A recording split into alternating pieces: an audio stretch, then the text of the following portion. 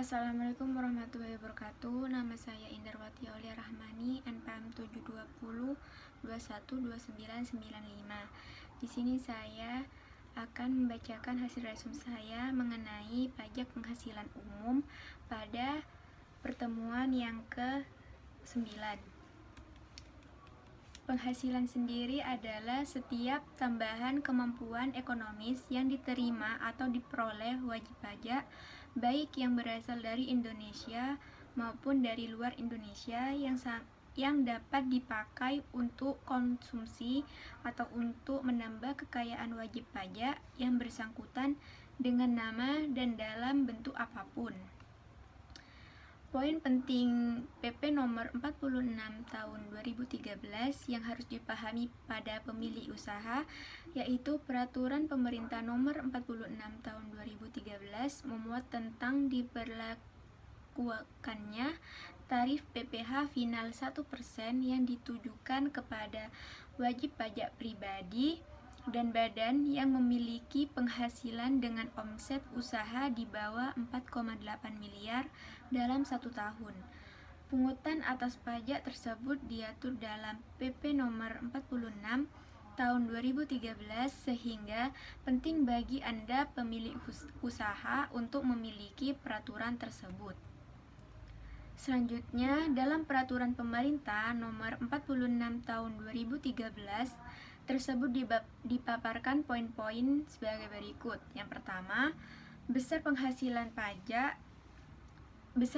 wajib pajak yang diperoleh dari usaha memiliki peredaran bruto di bawah 4,8 miliar dalam 1 tahun pajak. Yang kedua, omset atau peredaran bruto yang dimaksud merupakan jumlah peredaran bruto semua gerai, outlet, maupun counter atau semacamnya, baik itu pusat maupun cabang. Yang ketiga, ketentuan pembayaran pajak terutang harus dibayar sebesar 1% dari jumlah peredaran bruto.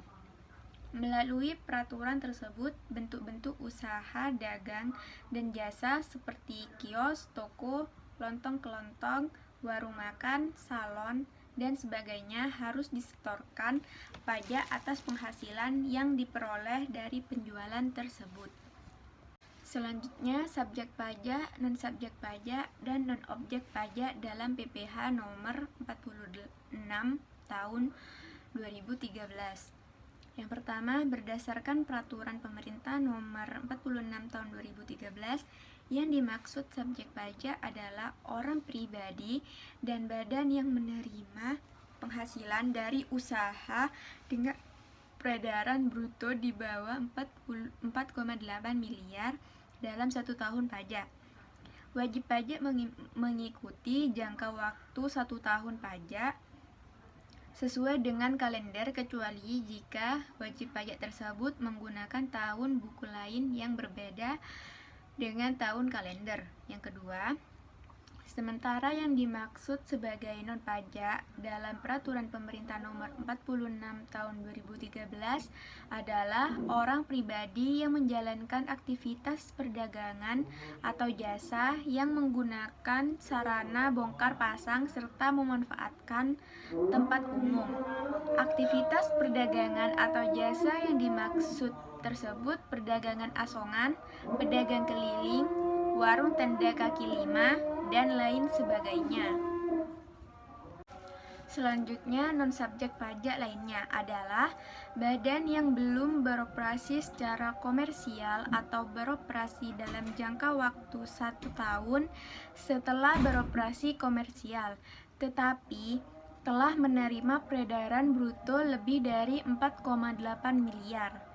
Kedua kategori non-subjek pajak tersebut baik orang pribadi maupun badan yang telah dijelaskan wajib menjalankan ketentuan perpajakan sesuai dengan UU KUP maupun UU PPh.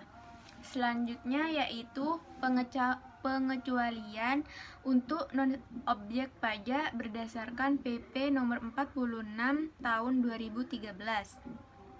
Ada pengecualian untuk non-objek pajak yang tidak dikenakan pajak berdasarkan PP nomor 46 tahun 2013. Meskipun memiliki usaha dengan peredaran bruto di bawah 4,8 miliar, non-objek pajak dalam PP nomor 46 tahun 2013 adalah penghasilan dari jasa terkait dengan pekerjaan bebas, diantaranya adalah dokter, advokat atau pengacara, PPAT, notaris, akuntan, pembawa acara, pemain musik, dan segala ketentuan yang dijelaskan dalam pasal 2 ayat 2 PP nomor 46 tahun 2013.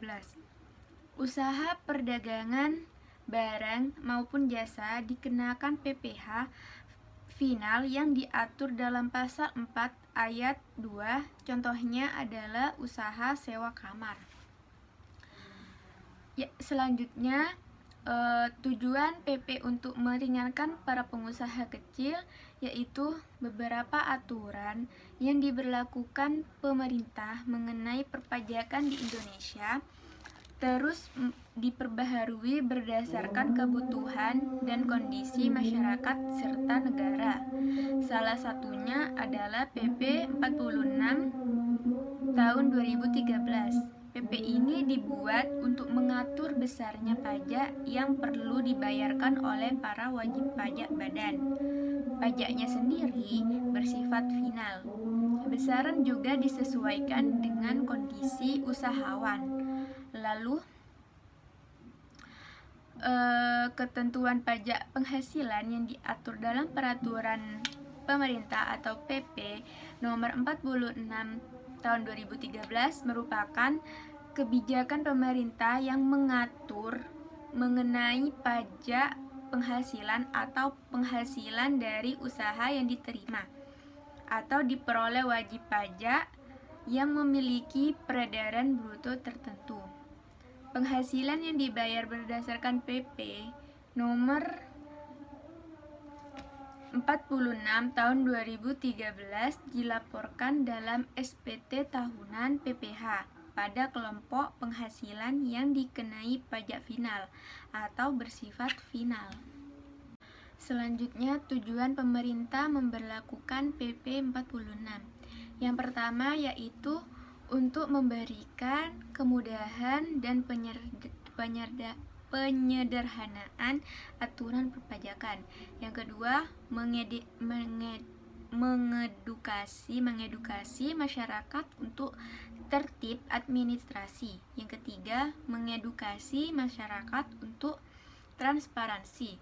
Yang keempat, memberikan kesempatan masyarakat untuk berkontribusi dalam penyelenggaraan negara.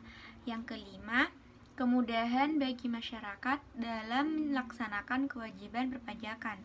Yang keenam, meningkatnya pengetahuan tentang manfaat perpajakan bagi masyarakat. Dan yang terakhir yaitu terciptanya kondisi kontrol sosial dalam memenuhi kewajiban perpajakan. Selanjutnya, objek dan wajib pajak sesuai ketentuan PP 46.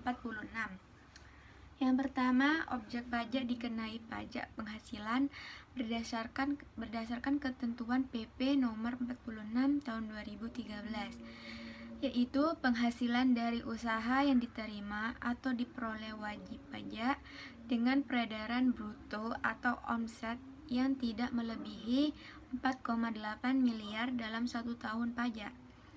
Selanjutnya, objek pajak yang tidak dikenai pajak penghasilan sesuai ketentuan PP nomor 46 tahun 2013. Kriterianya yaitu yang pertama, penghasilan dari jasa sehubungan dengan pekerjaan bebas, seperti misalnya dokter, advokat, pengacara, akuntan, notaris, PPAT, arsitek, pemain musik, pembawa acara, dan sebagainya yang diuraikan dalam penjelasan PP tersebut. Sedangkan penghasilan dari usaha yang dikenai PPh final pasal 4 ayat 2 seperti misalnya sewa kamar kos, sewa rumah, jasa konstruksi atau perencanaan, pelaksanaan, dan pengawasan, juga PPh usaha migas, dan lain sebagainya yang diatur berdasarkan peraturan pemerintah tersendiri. Yang terakhir yaitu definisi biaya yang dapat dibiayakan dan biaya yang tidak dapat dibiayakan. Biaya yang dibiayakan atau DE adalah besarnya penghasilan kena pajak bagi wajib pajak dalam negeri dan bentuk usahanya tetap, ditentukan berdasarkan penghasilan bruto dikurangi biaya untuk mendapatkan, menagih, dan memelihara penghasilan. Yang kedua, biaya yang tidak dapat dibiayakan atau NDE adalah untuk menentukan besarnya penghasilan kena pajak bagi wajib pajak dalam negeri dan bentuk usaha tetap, tidak boleh dikurangkan. Itu saja penjelasan dari resum saya. Kurang lebihnya mohon maaf. Wassalamualaikum warahmatullahi wabarakatuh.